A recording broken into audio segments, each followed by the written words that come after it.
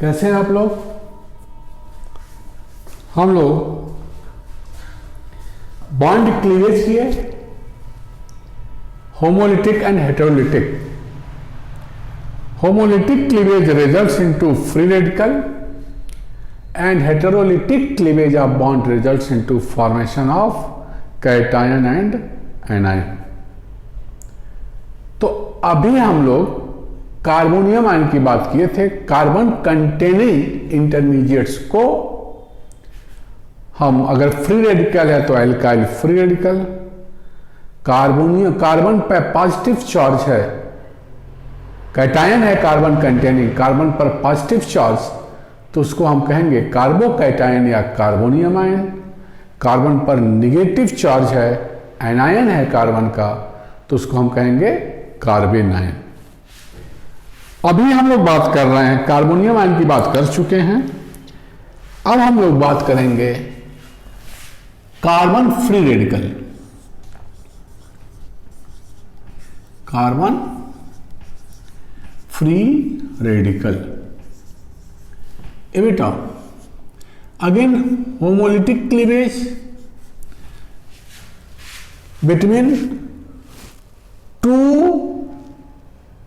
Atoms having very less electronegativity difference. Carbon और hydrogen की electronegativity difference बहुत कम है.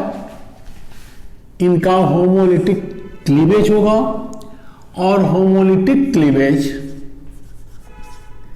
क्या देता है बेटा? Homolytic cleavage results into formation of free radical. यह हो गया कार्बन का फ्री रेडिकल. इसको हम कह सकते हैं एल्काइल फ्री रेडिकल. मतलब कार्बन के चारों ओर अगर हम कार्बन के एटम्स की बात करें, फ्री रेडिकल माने एटम, तो यहां 6 इलेक्ट्रॉन है. एक्साइटेड स्टेट में इसका हम कॉन्फ़िगरेशन करें तो 1s2 2s1 2px1 2py1 2pz1. Free radical में कार्बन sp2 हाइब्रिडाइज स्टेट में है. कार्बोनियम आयन में भी कार्बन sp2 हाइब्रिडाइज स्टेट में है. फ्री रेडिकल में भी कार्बन sp2 हाइब्रिडाइज स्टेट में है. माने sp2 hybridization will result into formation of 3sp2 hybrid orbitals. sp2 का मतलब क्या हुआ बेटा? Planar structure.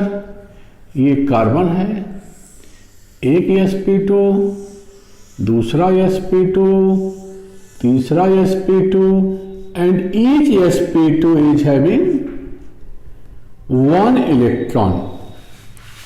इस कार्बन के ऊपर ये अनहाइब्रिड ऑर्बिटल है. ध्यान दे बेटा,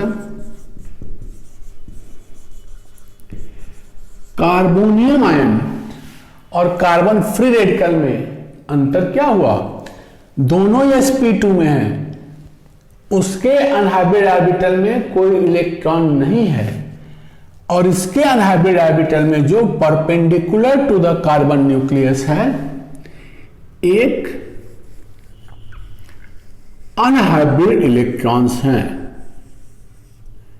यही फ्री रेडिकल का electrons. This is sp2 sp2 sp2. ये सब बॉन्ड एंगल 120 डिग्री. अब कार्बन न्यूक्लियस के परपेंडिकुलर, ब्लैक बोर्ड अगर कार्बन न्यूक्लियस है तो एक ऊपर और एक लोब नीचे. ये जो अनहाइब्रिड ऑर्बिटल है इसमें एक इलेक्ट्रॉन है. तो ये हुआ कार्बन फ्री रेडिकल का स्ट्रक्चर. क्लियर? अब ये जो हाफ फील्ड इलेक्ट्रॉन्स हैं sp2 हाइब्रिड ऑर्बिटल में, ये बॉन्ड बनाएंगे. जैसे ये कार्बन से बॉन्ड बना सकते हैं, हाइड्रोजन से बॉन्ड बना सकते हैं। जैसे मान लो अगर हम मिथाइल फ्री रेडिकल की बात करें तो कार्बन पे एक sp2 का एक इलेक्ट्रॉन हाइड्रोजन के 1s के ऑर्बिटल के एक इलेक्ट्रॉन के साथ ओवरलैपिंग किया, दूसरा sp2 का एक इलेक्ट्रॉन हाइड्रोजन के 1s ऑर्बिटल के एक इलेक्ट्रॉन के साथ ओवरलैप किया, तीसरा sp2 का एक इलेक्ट्रॉन अगेन हाइड्रोजन के 1s ऑर्बिटल के एक इलेक्ट्रॉन के साथ ओवरलैप किया, और ये जो अनहाइब्रिड ऑर्बिटल है एक इलेक्ट्रॉन इसमें है। यही अनहाइब्रिड ऑर्बिटल वैकेंट है कार्बोनियम आयन के केस में। Carbonium ion as well as carbon free radical ये sp2 हाइब्रिडाइज स्टेट में होते हैं। तो अगर हम बात करें CH3 फ्री रेडिकल का, तो अगर हम स्ट्रक्चर्स देखो बेटा, ये CH3 और एक इलेक्ट्रॉन ये, तो टोटल इसके चारों ओर कितने इलेक्ट्रॉन्स हो गए कार्बन के चारों ओर? ऑक्टेट पूरा है नहीं, दो ये और एक ये, कुल 7 इलेक्ट्रॉन। ऑक्टेट तो पूरा है नहीं, तो ये भी क्या हुआ? इलेक्ट्रॉन डिफिशिएंट स्पीसीज हुआ। तो एल्काइल फ्री रेडिकल जो होमोलिटिक क्लीवेज से बनता है, ये है क्या? Electron deficient species. 7 इलेक्ट्रॉन्स हैं, माने एक अनपेयर्ड इलेक्ट्रॉन्स है, तो मैग्नेटिक बिहेवियर हो गया ये पैरा मैग्नेटिक। फ्री रेडिकल सोच पैरामैग्नेटिक बिहेवियर। तो इलेक्ट्रॉन डिफिशिएंट है। कार्बोनियम आयन में क्या था? 6 इलेक्ट्रॉन था, वो भी इलेक्ट्रॉन डिफिशिएंट है, उसका भी ऑक्टेट पूरा नहीं था। लेकिन 6 electron, even number of electron, तो वो डाईमैग्नेटिक था। तो दूसरा अंतर ये हो गया। तो अगर हम कार्बन फ्री रेडिकल और कार्बोनियम आयन के डिफरेंस को लेते हुए बात करें,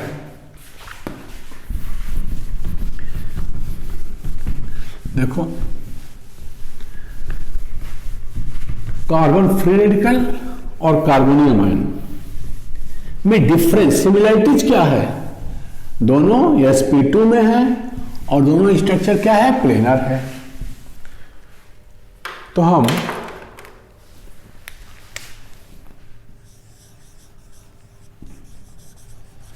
कार्बन फ्री रेडिकल और कार्बोकैटायन या कार्बोनियम आयन में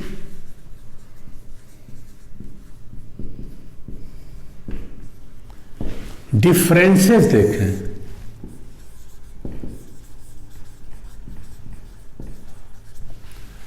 तो क्या? पहला 7 इलेक्ट्रॉन्स अराउंड द कार्बन, यहां 6 इलेक्ट्रॉन अराउंड द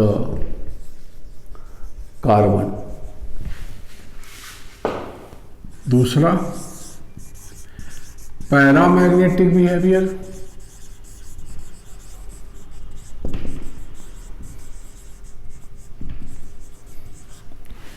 ये diamagnetic behaviour,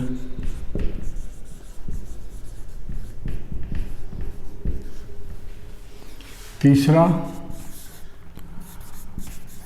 half failed unhybrid p orbital. This one vacant unhybrid p orbital, and fourth, no rearrangement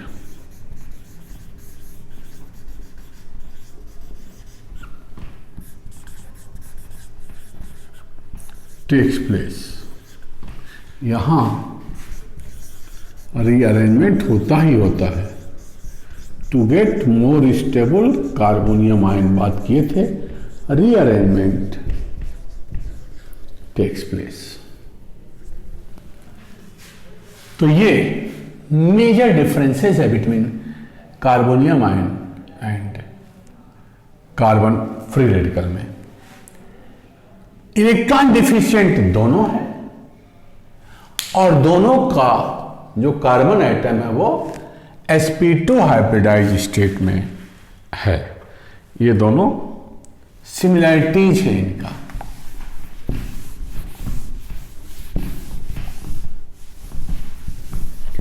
तो अगर इलेक्ट्रॉन डिफिशिएंट स्पीसीज है तो एक कार्बोनियम आयन की तरह, plus I effect group will stabilize carbon free radical and minus I effect group will destabilize carbon free radical.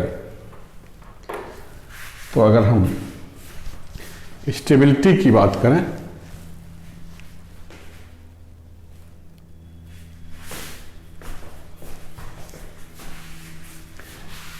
ये देखो, ये R है और ये फ्री रेडिकल है, तो minus I effect group attach to R will destabilize free radical plus I effect group attached to R will stabilize free radical. तो free radical भी कितने तरह का होता है? 3 तरह का। It is of 3 types. अगर कार्बन जो फ्री रेडिकल है वो 3 कार्बन से जुड़ा हो तो ये हो गया 3 degree free radical which will be more stable, क्योंकि 3 प्लस आई इफेक्ट ग्रुप हैं। देखो सब कार्बोनियम आयन की तरह से है ये। Then 2 degree free radical, again it is more stable. Then 1 degree by primary free radical which is more stable than methyl free radical।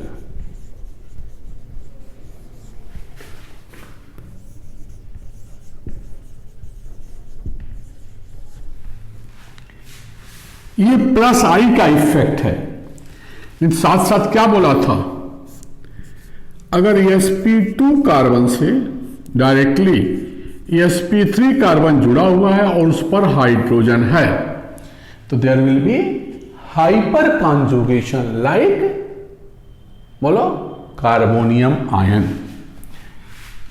तो अगर हम एक फ्री रेडिकल ले रहे हैं, this is ethyl free radical, ये इलेक्ट्रॉन्स हैं। अब अगर ये इलेक्ट्रॉन यहां बॉन्ड बना लिया तो हाइपर कॉन्जुगेटिंग स्ट्रक्चर हो गया इसका।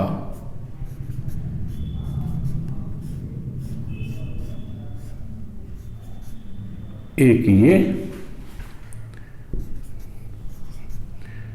दूसरा हाइपर कॉन्जुगेटिंग स्ट्रक्चर सब वैसे ही है बेटा जैसे कार्बोनियम आयन में। दूसरा ये, मतलब this is example ethyl free radical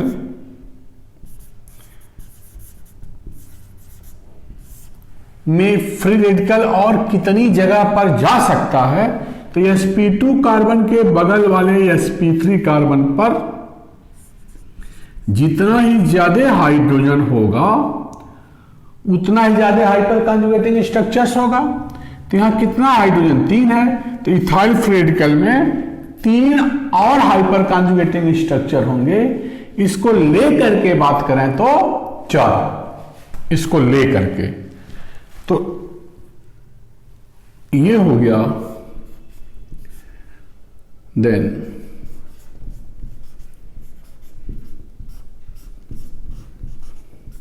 ये, तो इथाइल फ्री रेडिकल में इन तीनों जगह पे फ्री रेडिकल तीनों हाइड्रोजन पर आया, यही है हाइपर कॉन्जुगेशन। तो stability of free radical can also be explained on the basis of hyperconjugation। यहां 3 3 6 तीनों 9 हाइड्रोजन आइटम है, इसको छोड़ करके 9 हाइपर कॉन्जुगेटिंग स्ट्रक्चर, यहां 6, यहां 3, यहां 0, इसलिए more the hyperconjugation carbon free radical will be more stable. Again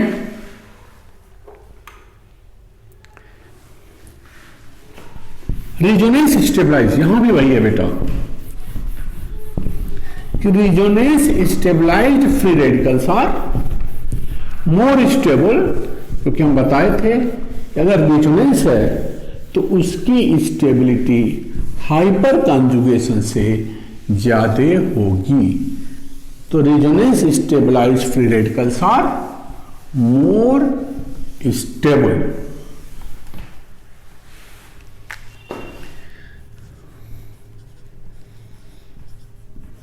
resonance stabilized free radicals are more stable। This is primary free radical, ये रेजोनेंस स्टेबलाइज्ड है,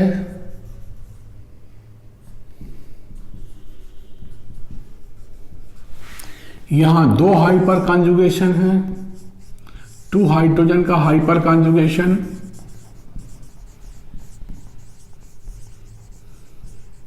यहां रेजोनेंस है, तो this is less stable than this. तो resonance stabilised as more stable. अगर हम benzyl free radical की बात करें और पूछा जाए कि बेंजाइल फ्री रेडिकल में ये फ्री रेडिकल और कितनी जगह जा सकता है, तो आप देख सकते हो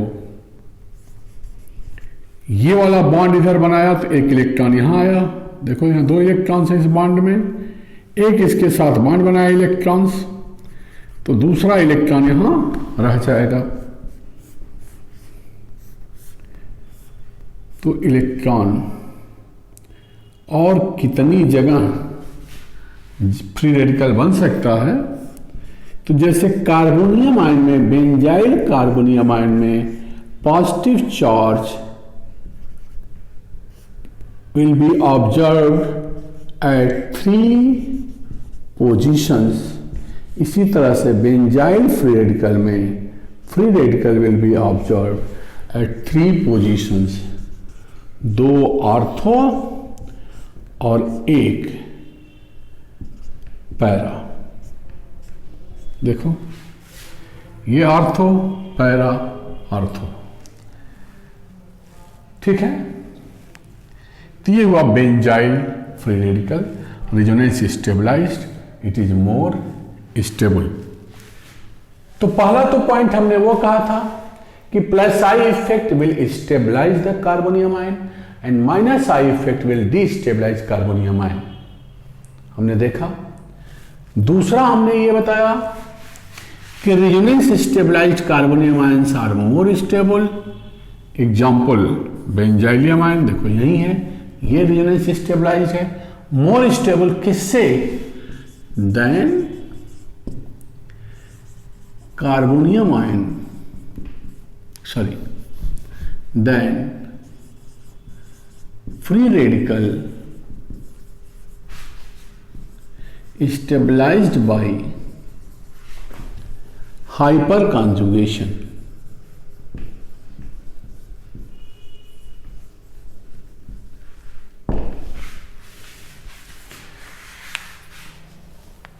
इसका यह मतलब हुआ कि जो कुछ भी स्टेबिलिटी फैक्टर कार्बोनियम आयन का है, वो सब स्टेबिलिटी फैक्टर इसके लिए भी एप्लीकेबल है, विथ वो डिफरेंसेस। क्या? जो हमने बताया था कि रीअरेंजमेंट कार्बोनियम आयन में होता है और फ्री रेडिकल में रीअरेंजमेंट नहीं होता। तीसरा point, experimental data order for few carbon free radicals। Experimental order data जो दिया गया है कुछ कार्बन फ्री रेडिकल्स का, वो हम आपको बता रहे हैं। जैसे कार्बोनियम आयन में था, triphenyl is more stable then diphenyl methyl free radical is more stable then benzyl free radical. देखो कार्बोनियम आयन में टर्सरी कार्बोनियम आयन पहले आ रहा था बेंजाइल से, यहाँ बेंजाइल के बाद ये सब experimental data, information based questions होते हैं कभी कभी। Then tertiary free radical, secondary free radical, primary free radical, then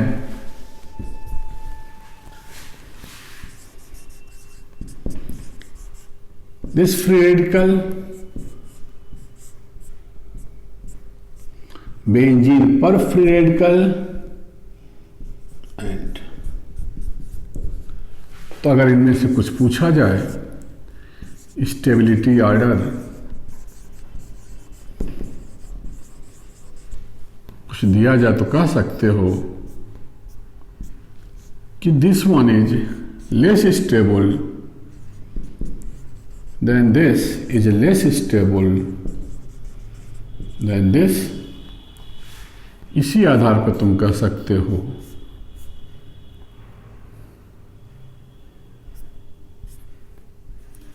कि this one is more stable, क्योंकि ज़्यादा रिजोनेटिंग स्ट्रक्चर्स है एज कंपेयर टू दिस,